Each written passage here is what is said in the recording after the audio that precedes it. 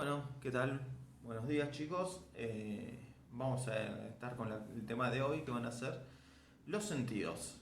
Los sentidos, que es la forma en que tenemos nosotros para percibir el mundo, la forma de enterarnos qué es lo que está sucediendo por afuera del organismo, tienen muchas formas y no son todas como lo sentimos nosotros. Vamos a empezar por lo básico. Nosotros percibimos los estímulos externos a través de ciertas células nerviosas o estructuras hechas por distintas células vinculadas con el sistema nervioso que tienen la capacidad para percibir los estímulos. Yo no puedo ver la luz con la planta de los pies, no puedo escuchar con el hombro, porque tengo que tener células específicas que me permitan poder percibir esa información y conectarla con mi cerebro mediante los impulsos nerviosos. Entonces, para cada sentido voy a tener que tener un sentido específico, perdón, una estructura específica que me permita percibirlo, sea este estímulo sonoro, lumínico, mecánico, cuando es por el tacto o lo que sea. Vamos a empezar por el tema de el sentido de la vista. El sentido de la vista es el sentido más importante para nosotros, es el que usa la mayor parte del cerebro para poder percibirlo. De hecho, una de esas cosas curiosas que pasan si una persona queda ciego, empieza a utilizar mayor cantidad del cerebro para procesar otros estímulos. No es que ahora escucha mejor, no es una cuestión tipo superhéroe. Simplemente lo que pasa es que puede procesar mejor la información que ya llegaba normalmente en su oído. Nosotros percibimos algo que se llama el espectro visible. ¿Qué es el espectro visible? Es la longitud de onda dentro de las cuales yo puedo ver la luz. Hay luces más allá y por debajo de esas frecuencias de onda. Tenemos la luz infrarroja, que son frecuencias más grandes, que longitud de onda más grandes y frecuencias más pequeñas, que llega a un punto donde ya nosotros no podemos verlo, pero hay otros animales que sí pueden llegar a verlo. Después pasa también lo contrario con las luces ultravioletas. Las longitudes de ondas que están más allá del violeta son las que nosotros no podemos ver y son radiaciones electromagnéticas muy poderosas. Son radiaciones que incluso llegan a tener tal potencia que pueden atravesar la membrana de la célula y dañar el contenido del ADN. No hay diferencia en cómo están hechas una luz ultravioleta, una radiación ultravioleta de la que tenemos que protegernos nosotros con el sol, de la que nosotros podemos percibir con los ojos para poder reconstruir el mundo, el aspecto del mundo tal cual lo vemos actualmente. Simplemente lo único que cambia es la frecuencia y la longitud de onda. Cada frecuencia y cada longitud de onda nosotros le asignamos un color. Cuando nosotros agarramos y decimos que tenemos muchos colores, cuando decimos que podemos diferenciar un color de otro, es porque ese color refleja una longitud de onda distinta al de otro. Simplemente por eso. Entonces, cada frecuencia de onda, nuestro cerebro lo convierte en un color distinto. Tenemos dos estructuras principales en el ojo que nos permiten percibir los colores y la luz. Por un lado tenemos los conos. Los conos nos permiten distinguir los distintos colores. Tenemos tres tipos de conos que perciben los espectros de la luz: del rojo, del azul y del verde. Todo lo que nosotros vemos son esos tres colores y la combinación de esos tres colores. No podemos ver otro color. Hay otros animales que pueden llegar a tener mucha mayor disponibilidad. Por ejemplo, las mariposas tienen 5 receptores distintos de color.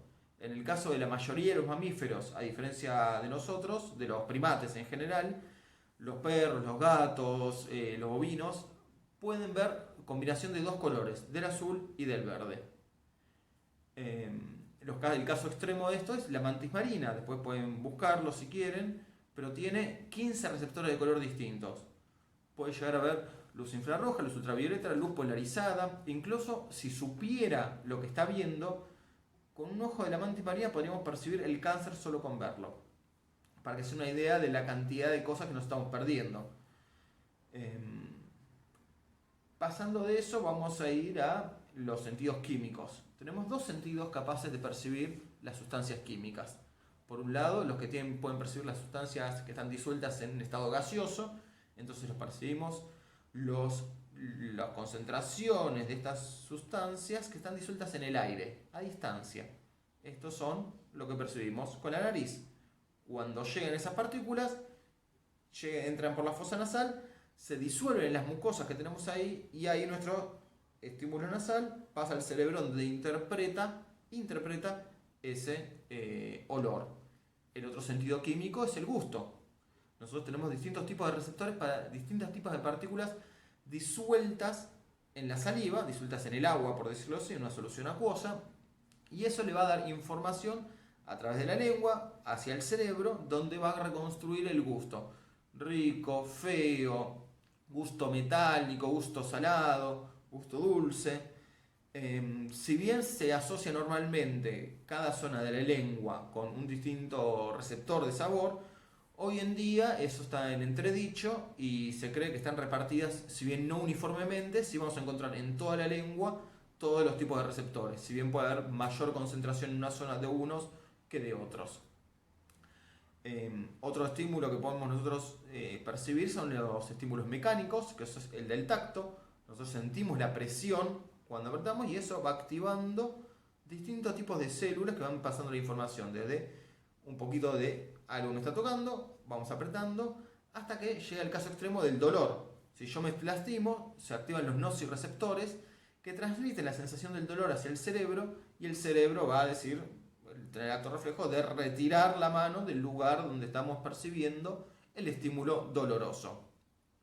Otro tipo de estímulo mecánico, pero que tiene que ver con las vibraciones del aire, son el sonoro. Nosotros podemos percibir las vibraciones del aire y eso, nuestros tímpanos convierten esa información esas ondas en información que el cerebro va a interpretar y va a convertir en señales de que hay un perro cerca, señales de mi profesor me está hablando por un video de YouTube, señales de lo que sea, mi cerebro después va a convertirlo a partir de ese sonido. En el oído tenemos otro receptor que es el gravirreceptor. Dentro del oído interno tenemos el sentido del equilibrio, se le dice, que son los gravirreceptores. Tenemos como unos gránulos de calcio, o teolitos se llaman, flotando como en una gelatina.